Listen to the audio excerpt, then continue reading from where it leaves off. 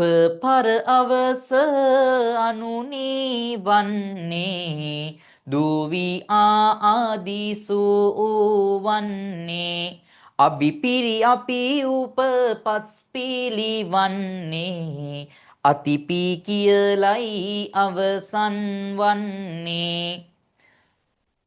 ඕක නැත්තම් කියන්න පුළුවන් පර අවස අනුනීවන්නේ දූවියාදිසෝ වන්නේ අබිපිරි අපි උපපස් පිළිවන්නේ අතිපී කියලයි අවසන් වන්නේ.